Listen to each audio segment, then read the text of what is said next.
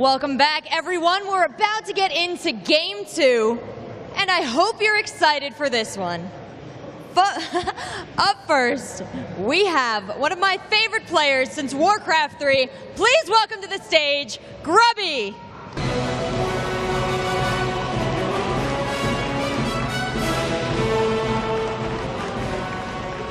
Now, Grubby, we have a special little surprise for you. I don't know how much you're expecting this, but please join us on stage, James, with your present for Grubby. Here he comes. Isn't he just handsome in his own right? James, what do we have here for Manuel? Well, Grubby, from the viewers of the Intel Extreme Masters Singapore, we present to you your MVP hoodie. Congratulations to you. You always do quite well in Singapore. First a wife and now a hoodie, huh? How do you feel? Very good. Thanks to everyone who voted for me. This is really cool. I'm going to wear this every day to sleep. But that's not all you get. We also have a present. Please join us on stage, Carmack.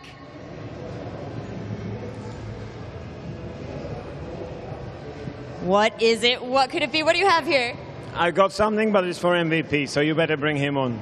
Oh, it's not for Grubby? Wow, his heart is going to be broken. Well, please welcome to the stage from Team LG, IEM MVP.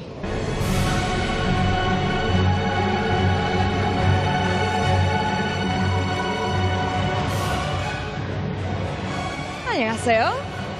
We have a present for you from Carmack. 선물이 있다고요, 카맥스. It's actually not from me. My good friend Tarson asked me to give it to you.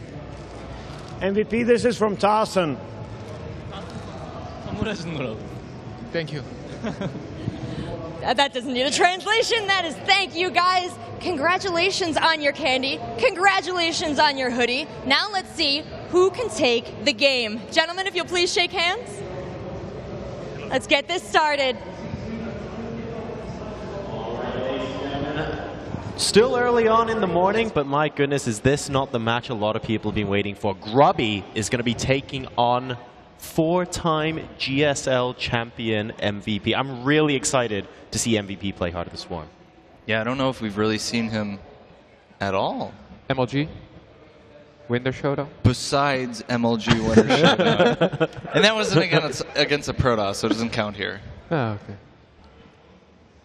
We did talk a little bit about how the LG IM house has been practicing a lot, preparing. Yes. They were preparing for that GSTL preseason finals match. We have seen Yoda's TVP. We've seen how First plays PVT. Yonghwa. Yep. How he plays in general, which is amazing. And these are all his practice partners. Like, yeah, these are the guys who he spends all his time with. He talks to them. He's learning, practicing, taking strategies. I'll be very curious to see if Yoda plays, or if MVP plays a lot like Yoda, if he uses some of the same strategies here. You studied Yoda's build a little bit, right? Yeah. So you're going to be able to tell us after game one. We'll see. Yeah, we'll see. It was a lot of early Reapers. Proxy Reapers was a pretty common thing, transitioning into additional barracks and then eventually Widow Mines. Saw in almost every game that Yoda played against Protoss. but just to balance it out a little bit here, we do have to remember that Grubby, he's played a lot of Heart of the Swarm. Like, this guy, his streaming regimen is phenomenal, and he's been playing an awful lot lately. So how will that translate here against MVP? Like, I mean, MVP, one of the most decorated Korean players of all time, but Grubby is, not only is he no slouch, he's actually, from what I understand, really quite prepared. Yeah, and he has so much experience. Yeah. Like from Warcraft 3, StarCraft 2, he has it all. He was the best Warcraft 3 player in the world. Yeah. Grubby is a player who knows how to prepare for an event, who knows how to put himself in the right state of mind, and play at his very best when he needs to. He's it's going to be a very, very interesting match to watch here. Grubby just sipping a hot drink. Can't quite tell what that is from here at the moment, but mentally preparing for the game. Both players getting ready right now. And this one, it's difficult because MVP is such an unknown quantity so far in Heart of the Swarm. And Grubby, well, he's just so phenomenally good, but we don't know where MVP falls on that map. Yeah, have you actually seen Grubby play any Heart of the Swarm? Have you played him on the ladder? I've played him a couple of times, but not very much. It usually ends up that when he wants to practice, I'm taking a break, or when I want to practice, he's taking a break. So we haven't met up too much. So we're going to find out now where these players stack up in relation to each other as we hop into game number 1. Over to you, Apollo and Todd. Well, thank you guys once again, but let's cut the crap here. It's Grubby versus MVP. Grubby's had a fantastic season so far in the Untitled Extreme Masters Season 7. He started off with a bit of a rocky Cologne tournament, 17th to 20th, but then bam, second in Singapore, a massive leap towards, claiming his first StarCraft 2 tournament victory, which he still hasn't done yet. But MVP has won almost everything and anything. He's a 4-time GSL champion. He's here playing in Heart of the Swarm for the first time in front of your eyes. He won the Cologne tournament in the first stop for the Untitled Extreme Masters Season 7, and now both face off in the World Championship, the Untitled Extreme Masters World Championship right here for you guys. This is going to be absolutely amazing. I'm very much so looking forward to see what MVP is going to bring with his Terran play. I'm sure you're very excited, Todd, to see this matchup, being a Protoss player yourself. It's time to begin it, man. Up here in the top right, we have Grubby playing as the blue Protoss. And down in the bottom left, we have the man himself, LG IEM MVP. And just a very quick update. We have another game playing in this group simultaneously, which is Dream versus Golden. The score is currently 1-1, so pretty close game. I think this should be streamed by Nathanias on the B stream if you guys want to check it out. But for now, MVP against Grubby and Tomb Valley. I'm super excited, man. I mean, are we going to see, looking from MVP's perspective right now, are we going to see a greedy opening from him, 3 command centers? Are we going to see the complete opposite? Are we going to see early aggression with Marines, Hellions, Widowmines, the lot, Medivacs coming in? What is he going to show us today? What is his intelligent mind going to bring to the table? We're going to have a 12 barracks come down first, and with the 12 barracks here, I feel that we could be seeing a refinery come and follow this, and we could be opening up with a bit of aggression, but we'll see. He's of course the one to choose that. And you were asking me earlier which matchup do I think is the most similar to Wings of Liberty, and we talked about ZVZ a little bit. I want to ask you, which matchup do you think is the opposite or the furthest away from what we see in Wings of Liberty? Oh, that's a good question. I'm tempted to say it's PVT. It's definitely a Protoss involved matchup, definitely. Whether it be PVT or Protoss versus Protoss itself is completely different as well, I feel. But yeah, PVT is very much so different. It's, with all the new stuff that can come into this, Widowmines early on, Hellbats, of course, the Medivac speed. Protoss players, though, still are going to play a similar style here, though, which is defense. Defense, defense, defense against anything early on. Grubby's already gone in. He's seen the barracks. He's seen the gas. He knows that anything can come from this. But I mean, from your experiences playing it, that you've probably played against MVP, whether you know it or not, being a barcode on the Grandmaster player. But the top level Koreans, what do they do when you go in and you're a Protoss player, you're Grubby, you've seen a barracks and gas? What's going through your mind? I'm thinking Medivacs. A lot of Korean players, they want to outplay you. They're going to get those Medivacs as soon as possible. They will try to drop everywhere as much as possible while macroing. And that's such... It must be really fun as a strategy to execute. And it's also very, very strong.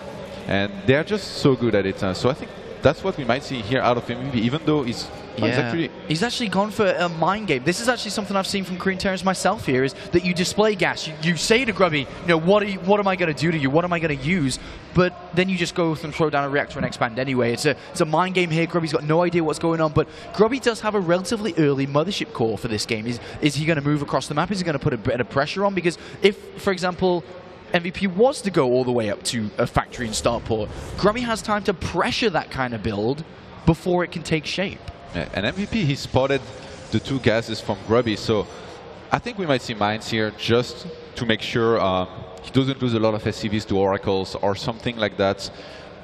We see he kept on mining gas after throwing down the reactor. If he had pulled SCVs off this 1 gas, I think he would have gone for 2 command centers and lots of Marines before standing mining from this gas again. But now, he left those SCVs in this refinery. He went for the factory behind the reactor, and I think we are going to see mines first, maybe some Hellions after.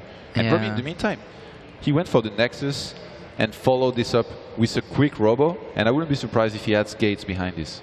And we do have a bit of a problem at the moment. Looks like MVP's computer or something, I don't know, has gone wrong here. But remember, Heart of the Swarm, we can resume from replay, so this won't be a big problem here no matter what happens. Of course, there'll be a bit of a delay in the game, but we'll be able to jump in immediately. You can see the admins immediately in there to sort it out, to figure out what's going on. But, you know, like you said, going over to this, we have Grubby that has the Mothership core moving across the map, a Stalker as well. Going to put a bit of pressure on, try to get some more scouting information, but the Nexus is down. The robotics facility is down. What is Grubby looking to do from this position against MVP, do you feel? I think he just wants to macro up, get a couple probes in the making, add 2 more gates, and then from there he will decide where he goes to. If he goes for Colossus, if he goes for double forge, if he goes for just 1 forge, he can try to go for a quick third. It's less likely because, like as I said, the Terrans in Heart of the Swarm, they really try to get their medivacs out earlier than in Wings of Liberty, and they try to put some pressure on, just outplay their opponents. And I think that's what we might see here out of MVP. I wouldn't be surprised if he goes for Bio as Mech on Entombed. Definitely not one of the better maps to go for Mech on. Yeah, I wonder if, I mean, if we go back to the beginning of the Intel Extreme Masters season where MVP was able to win in Cologne, that was the first tournament, I feel, if I'm not mistaken, where MVP said, hey guys, have you ever seen Mech in Terran vs. Zerg? You've seen it? And then he come out with Hellions, Banshees, the lot, right? Yeah. That was the tournament that he displayed it to the world. What will he do here? And I'm very excited to see him against Stefano later on today. Will against TLO later on today as well. Is he going to be playing an improved Mech like we saw in Cologne that won him that tournament? Is he going to take it to another level here? Because this guy on your screen, the amount of stuff he's won, it's absolutely mind-blowing. He's won 4 GSLs. He's won an MLG.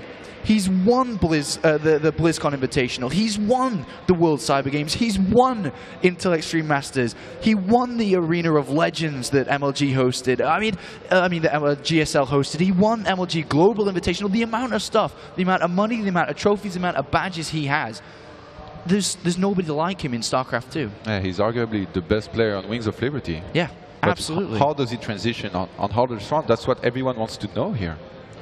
And, well, we're about to find out because this is his first major, or it is the first tournament for MVP here. Likewise for Grubby in Heart of the Swarm. It's going to be a great tournament to see unravel within Group D, which is so incredibly stacked. The amount of players that are playing in Group D, the amount of quality. We have Golden, MVP, TLO, Stefano, Dream, who played an amazing tournament in Katowice, really displayed that he was not to be taken as a joke. And then, of course, we have Grubby himself. So we are trying to sort this out as fast as we can here so we can resume from replay, guys. So stay tuned, and thank you for your patience in this situation. And make sure to go over to Twitter and hashtag IEM to give us your thoughts on the matches, to give us your thoughts on the analysis desk, give us your thoughts on how you think this best of 3 is going to unfold. Does Grubby have a new jacket? I think he does. Look how cool this one is. He has, I think he does. Pockets in the front and stuff. Do you know how he actually gets his jackets done? No. He goes shopping in proper clothes shops, picks out a cool jacket, gives it to Cassandra, and she sticks these badges on. That's how he does it. He makes his own little jacket. So as you can see here, she makes his own. Yeah, she makes it. She makes it his own. So as you can see, tell us who your favorite player is at the World Championship using Twitter, a hashtag IEM. Let us know. Our experts, Harston and QXC, are reading Twitter all the time. They're actually not really watching the games. They're just reading Twitter. So if you want to go over to Twitter and just give us a couple of comments, they'll be reading it. And it looks like we're now loading in to the game. Resume from replay. Thank you, Blizzard. Thank you, Heart of the Swarm, for this amazing feature. And we're going right back to where we were. We're going to have a 3-second countdown, and we're going to see where we were with Grubby moving out with the Mothership core, the Stalker, the Nexus was down, and so on and so on. And we can get right back into this immediately. So, you know, what is Grubby looking to do from this position that we were talking about just now? I think after his Robo, he's going to add at least 2 gates, and from there, maybe go for a Forge, maybe a Robo Bay, maybe a Twilight Council. It really depends on his mood and what he thinks might be best against MVP. He might be suspecting quick medivacs, as I say. So I think we might see a Zealot Templar style where you try to feed back the medivacs as your opponent starts dropping to really try to defend as cost effectively as possible.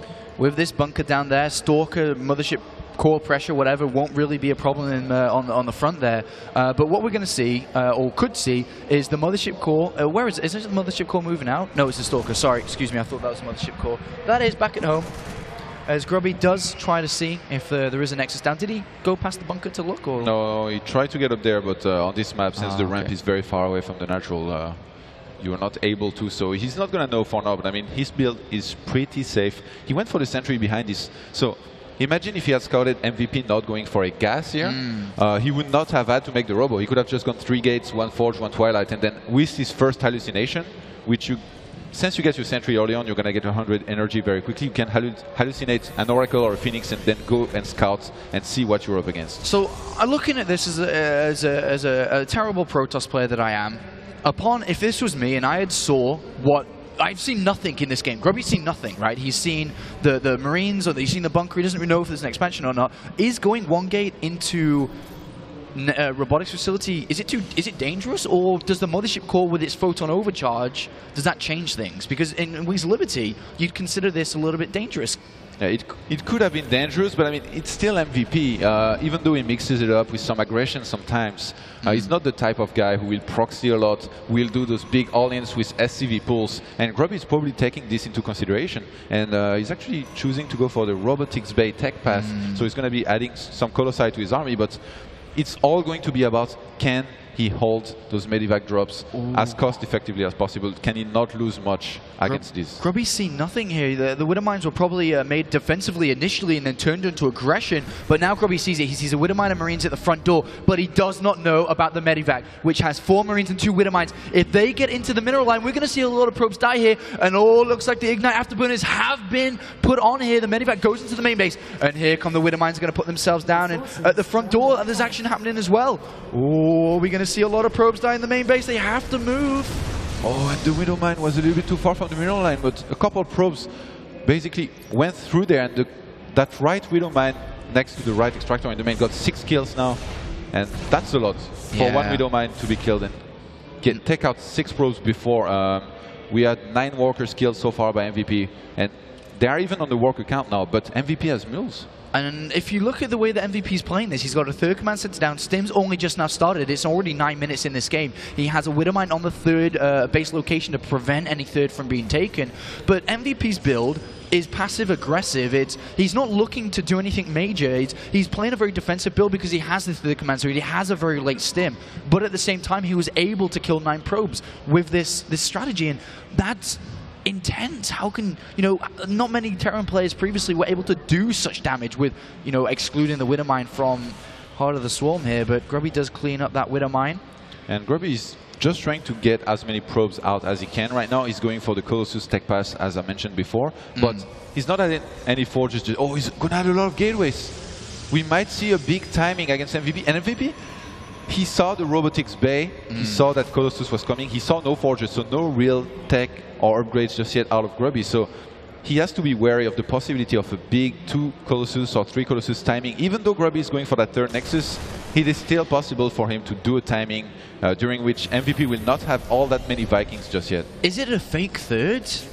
Is it? It could be, because he's got probes. No, actually he's throwing down the Twilight Council now, so it's not going to be. Alright, so 2 gateways coming down. I'm a little bit worrisome for Grubby, who doesn't have any forges yet in this game, if you consider that +1 attack is on its way now for MVP, but here comes the movement out from MVP. Grubby has spotted it with the Observer. Scan goes down. Goodbye, Observer.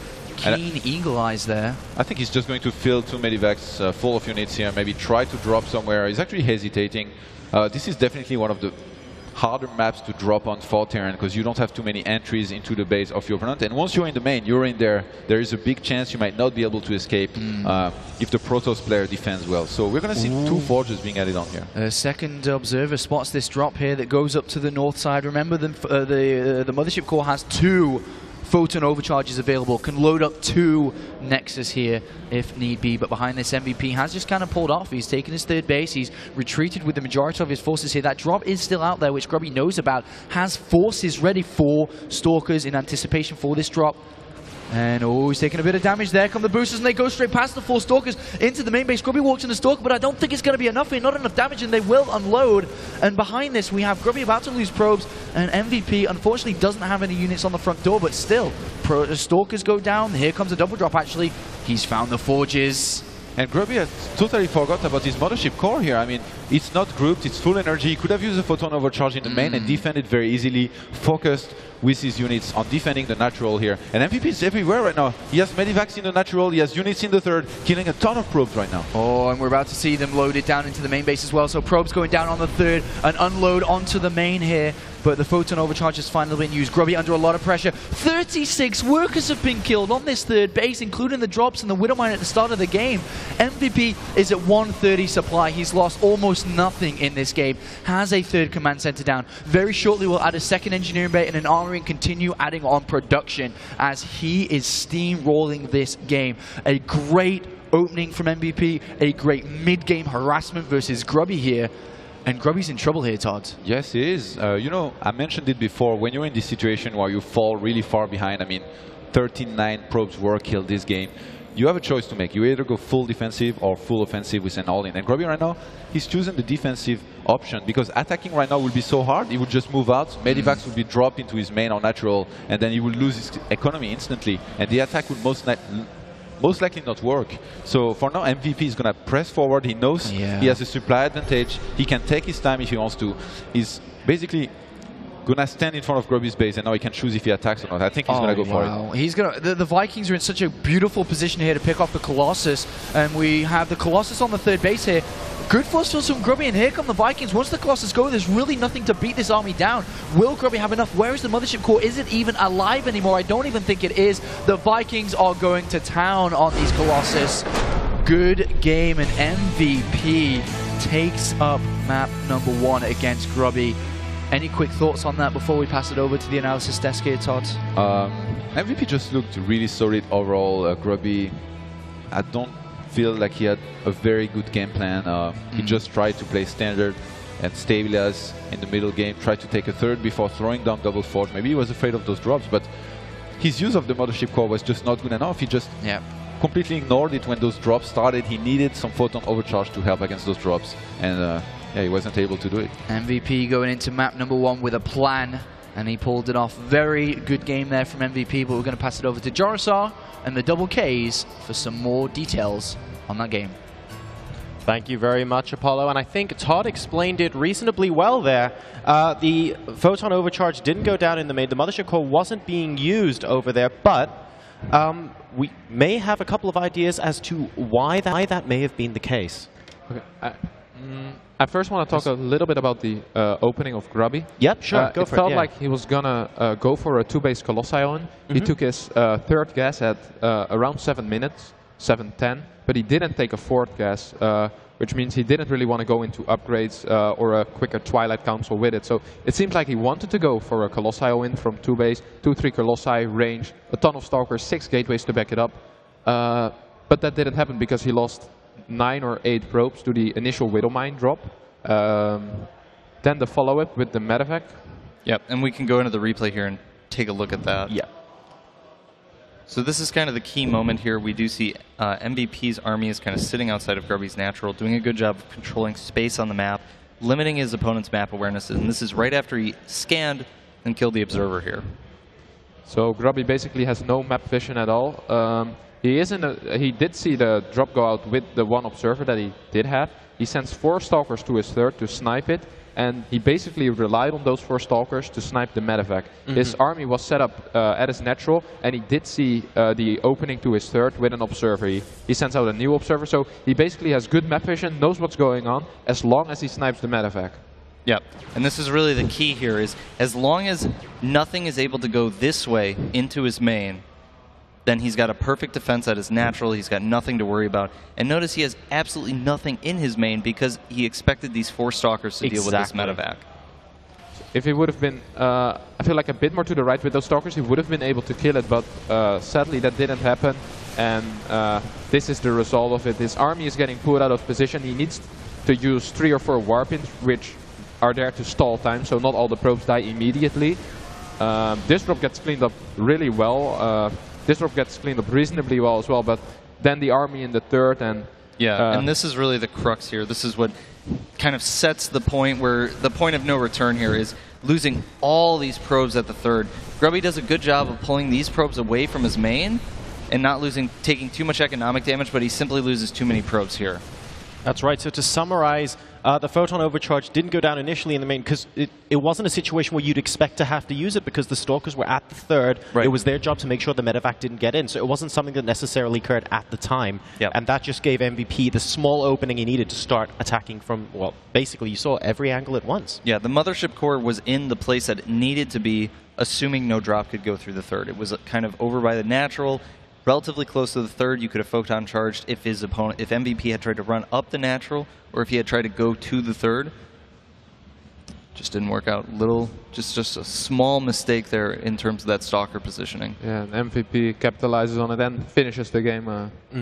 Is a really good eye to spot that small opening and then use it immediately to wedge his position open. Like, MVP saw the chance and he took it very, very quickly. It wasn't something that steamrolled over 10 minutes to some sort of overwhelming victory. He saw a weakness, went for it. I think if he would have seen those Stalkers in the position a bit more to the right, he would have used the speed boost to just get back to the base, and it would have been a whole different game. Yeah, for sure. So let's see if Grubby might be able to turn it around here in game number 2. The map is Cloud Kingdom.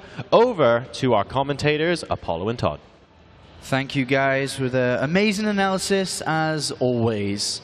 But now it's time to see, can this man on screen come back 0-1 currently against LGI MVP? Kind of got that mixed up, LGIM MVP. No, I did get it right. This guy on screen is a killer, to say the least, Todd. Yes, he is. Killer. He's the MVP. He is. He is, man. He's the MVP killer. And we're about to get into games. You can see both the players on screen, the gaping Protoss and Terran, with their mouths consistently open as they play. Not in that shot. Yeah, but weirdly enough. But once the fight starts happening and action gets heated, be sure to look down at the bottom and see their faces and see which one opens their mouth first. Is up here to the top right, we have MVP. Of course, a 4 times GSL champion. Down here is a player currently 0-1, needing to pull this back. It is, of course, Grubby. Not with a major win in Wings of Liberty. Of course, this is Heart of the Swarm, a difference. He did manage to pick up the WCS Netherlands tournament. He's picked up a couple of online tournaments, of course, but nothing major. The closest thing he's had to it is a 2nd place finish at the Intel Extreme Masters, Singapore. Which was very impressive, beating MC there. Yep. It was definitely when he started showing those great results, and since then he's been showing excellent results in every tournament he enters. Grubby going to go for the Gate 13. He's going to scout right after. In Heart of the Swarm, I think I've explained this already. You really need to know if your opponent is taking a gas or not, because this changes everything. And we see Terrans a lot less trying to hide whether or not they're taking a gas so far. So this might change a little bit in the future, but so far we haven't seen Terrans walling off at their ramp too much and really trying to play mind games with their opponent. If they go for a gas, they let Proto scout it, they don't mind. They have very good units anyway. They're going to start dropping as soon as they get medivacs, they can get mines. And you know, on this map, one of the best openers for Terran is to go for this quick medivac, get a couple Marines out, get a couple mines or Hellions. You know, in Wings of Liberty, it was the Hellion drop and Marine attack up front, or the other way around. But in Heart of the Swarm, you have those mines that you can drop. You can prevent mining time. Even if you don't kill probes, a lot of the time it's going to be worth it, because in the meantime, as a Terran, you keep on making SCVs, you add command centers, and then you micro just right. Oh, and MVP, look, he's done what I mentioned before. He stopped mining from his refinery, and I think we might see 2 command centers behind this. I have a... Or at least what? I have something to say here, Todd. It's my job. Yes. I'm a commentator. I'm meant to say stuff. And what I want to say is that one barracks command center, is it even viable in Heart of the Swarm? Because whenever I've done it, whenever I've seen people do it, there are multiple different ways for Protoss players to punish this. And therefore, do you think that MVP, who we know is a macro-mechanical player who loves to open one barracks command center first, is just playing to the image of Heart of the Swarm, saying, all right, I'll take a gas, but I'm not going to use it. I think that's exactly it. And behind this, he's not going to go for an extra command center. He's going to add 2 more barracks. We'll see exactly when he's resume mining from his refinery here. But Grubby is actually not attempting to scout anymore right now. He's sent his Zealot across the map. He's going to send a Stalker. Oh, he's actually catching the SCV at the bottom. That's really smart from Grubby there to, expect, because all the time, a simple Terran timing is that, come 4 minutes 30 seconds, the Stalker's out, it's coming across the map. Now's my time to go around the outskirts of the map to get into the Nexus. And Grubby, he's gone for double gas. He's saturated them with 3+3 immediately. Behind this, he throws down the Nexus before 5 minutes. And if MVP scouts this Nexus, he's going to be feeling pretty safe because this is the standard time when you go double gas. But behind this, Grubby, he's hiding a Twilight Council. So I'm pretty sure we're going to see DTs with that Dark Shrine costing less in general. We already have a probe in position on the right-hand side, ready to make a pylon as some Marines do engage. This Stalker just going to be losing the shield for now. Grubby should be pulling back. I think this is really good play from Grubby to send out the Mothership Core as well while doing this, because if you think about the Terran right now, the Terran's sitting in a world of his own. He's confined to 2 bases. He can't see much of the map. His mind just goes exploring what is going on.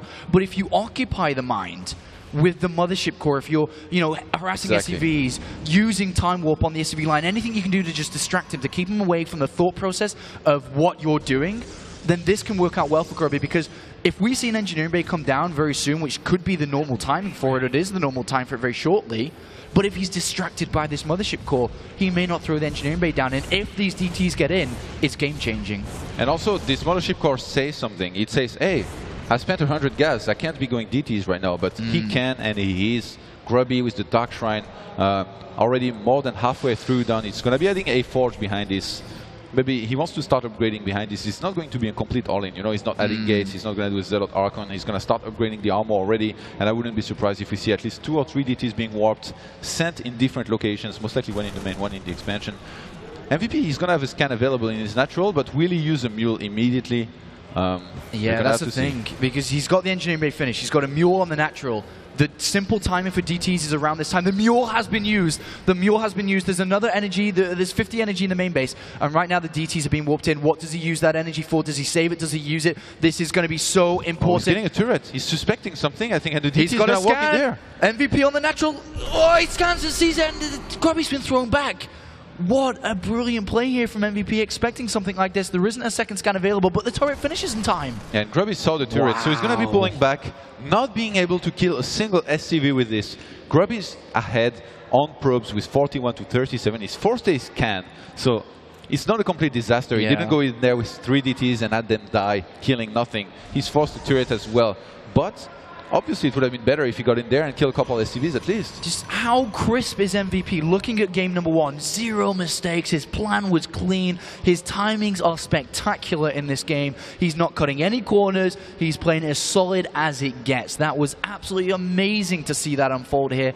And now he has a supply lead. He's about to get close to having +1 done. Combat shields on the way. Medivacs are coming into the game. And now Grubby has to throw down 3 gateways. There's no way he's going to take into 3rd base anytime soon. He has to play the defensive Protoss now, because he invested in the DTs, because he's fallen behind a little bit here. He is and does have +1 armor. He has +1 attack on the way, and with Zealot Charge, it does make things easier.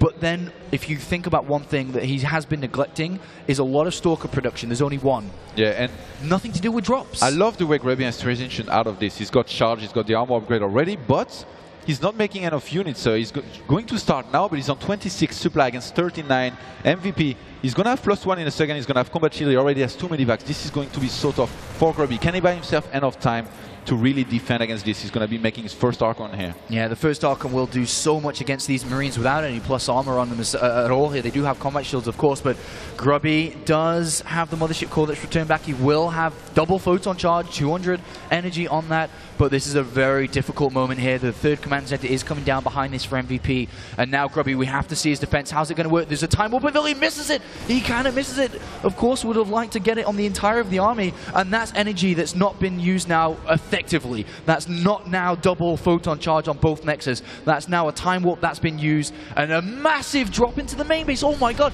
he gets absolutely everything in here, and Grubby is way, way out of position. That Nexus can fall, and he can pick up and even get out. Oh my god, Grubby's about to take a massive hit. If that does fall, and it does fall, MVP, oh my god, is absolutely everywhere here. Even picking up units, can immediately pick up and evacuate if he wants to. And here we see it. What a move that was, Todd. How devastating is that to Grubby?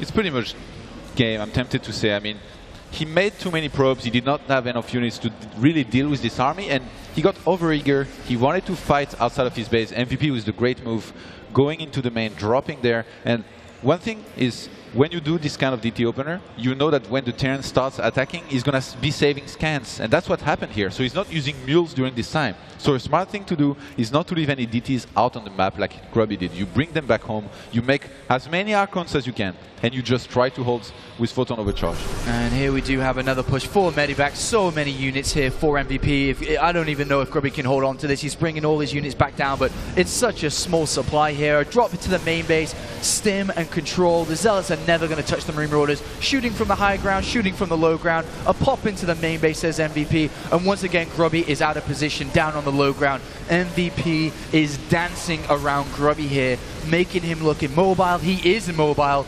MVP has a third base. He has double engineering base down. A scan picks off a DT or so and immediately can evacuate if this turns sour again.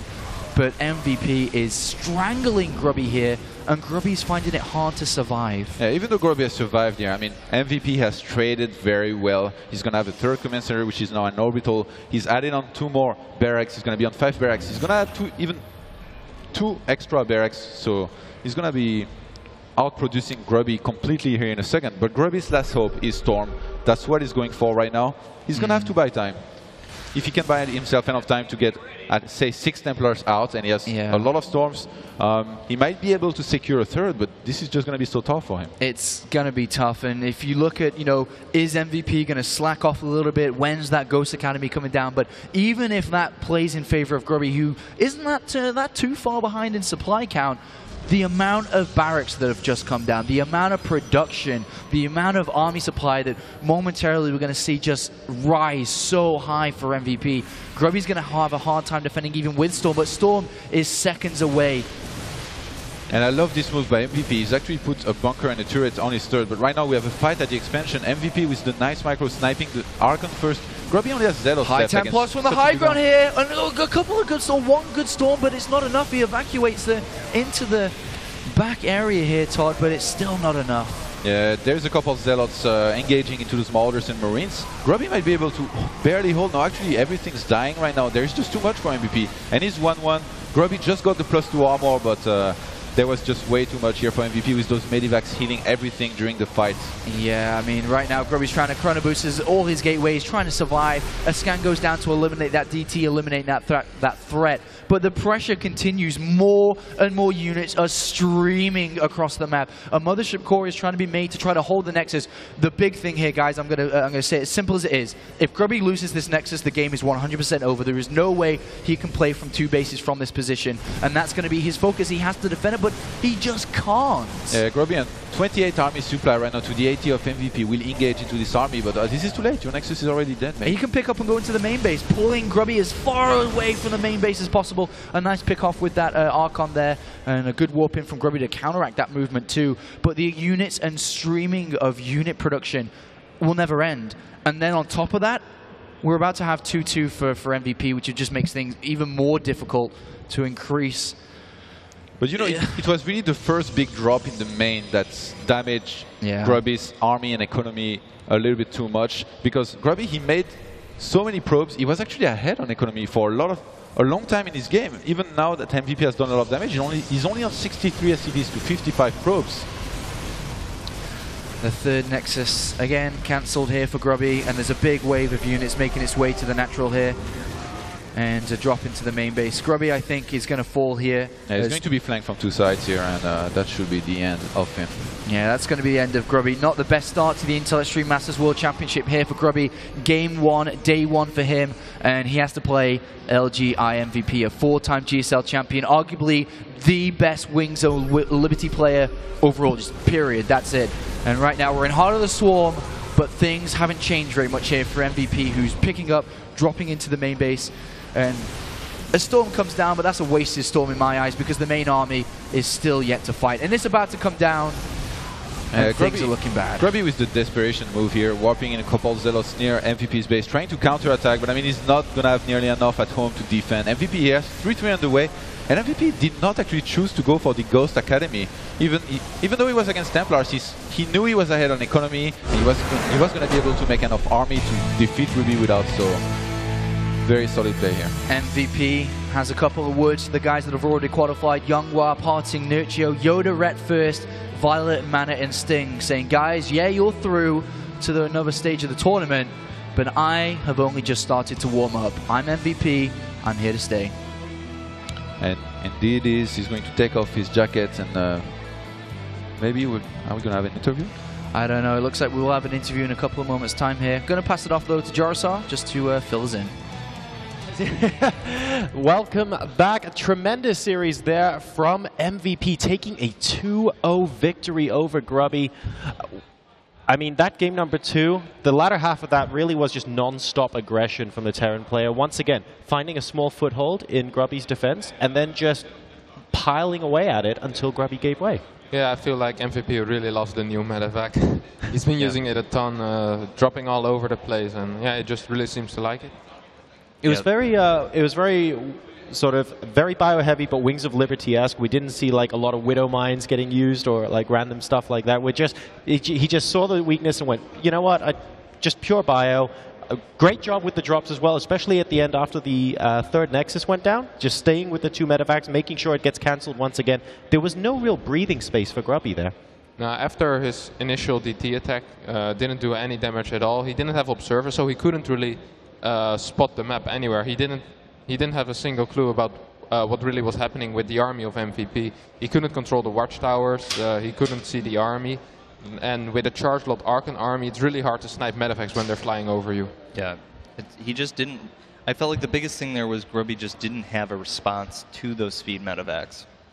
What kind of composition, Harstem, do you think that Grubby would ideally have wanted sort of when all the engagements started to happen? Like, what could have gone better for him there? I think if you open with DTs, you want him to do damage in general, and he just didn't do any damage, so yep. I think that's basically it. Then we're going to show some examples of that a bit later. That's right. We'll take a look at that in just a bit, but for now, guys, we have a winner's interview with Rachel up on main stage. Thank you, guys. MVP, you really seem to like those new medevac boosters. How essential are those to your new strategies?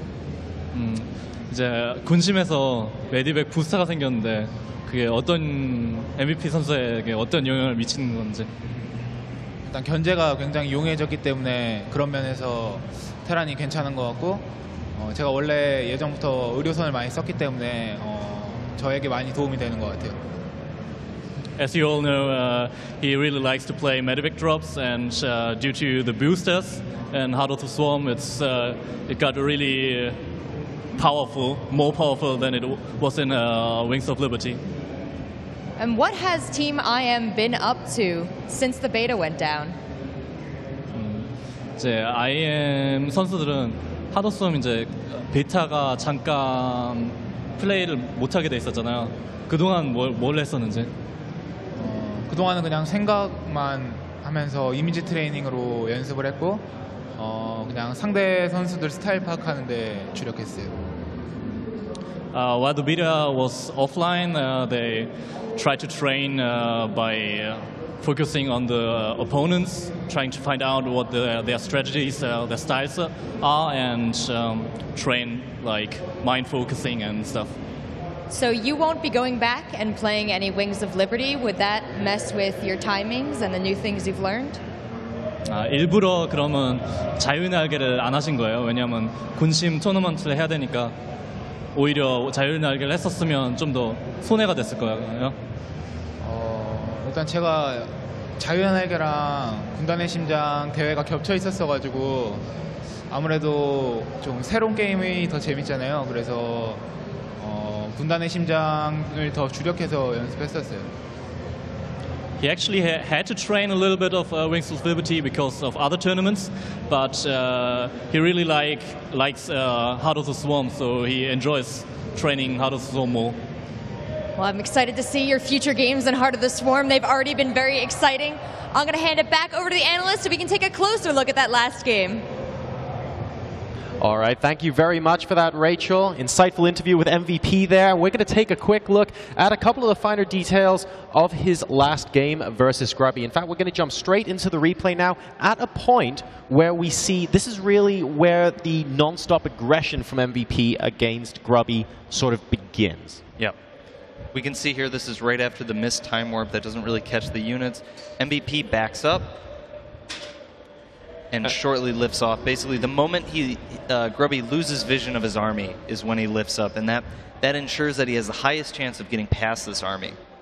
Yeah, and Grubby's just completely out of position. No warp in the main base ready, so 6 gateways not being able to do anything against this and targeting down the Nexus. And then it's basically 1 base against 2 bases. Yep. And that's going to be a really tough fight for a Protoss. Yeah, it becomes much more difficult at this point. MVP's army starts to kind of spiral out of Grubby's control, getting bigger and bigger until he can no longer really fight it even head on. Yeah, some Terrans might have just lifted off immediately, but MVP still taking the best of it and even killing a few Zealots off there. So, yeah, it's amazing play by MVP, I feel like. Yeah, did a very good job there. One of the main difficulties when you do favor that Zealot Archon style is you're vulnerable against drops. You don't have Colossus, which you can walk up and down the cliff. You don't have Blink Stalkers. And usually your army is a little bit smaller. You're kind of relying on butting heads with your opponent. It was just very, very good from MVP there. I completely agree. He needs to... you want to be able to get a really good position, make sure you get your storms off in the correct places, make sure you have the right position for your army, that the Terran doesn't have a fantastic concave against you. You really want to be picking and choosing your battles carefully when you have that kind of composition. Yeah, and one of the things that's very difficult, you were mentioning storms, is when you are transitioning out of Dark Templar into Zealot Archon, all of your Archons are coming out of Dark Templar, and High Templar are very good at dealing with medevacs. Feedback, sometimes you can kill a medevac outright, or at the very least when it lands, the units no longer have that medevac healing support. But Grubby had neither High Templar, Feedback, Storm. He only really had Zealot Archon to deal with it. The thing I would love to see from Grubby is like 1 or 2 DTs just to spot for drops. Like you would normally use observers to do stuff like that, but because he didn't have a robo with this build, I would have loved to see 1 DT going to the watchtower, so you at least know that the army is at the watchtower. Even if he scans, a scan for a DT, it's an okay trade. It's not like a perfect trade, but it's okay-ish. Yep. Well, congratulations once again to MVP taking that 2-0 victory over Grubby. We're going to head into our next best of 3 here at the Intel Extreme Masters World Championship straight after this commercial break. Don't go anywhere.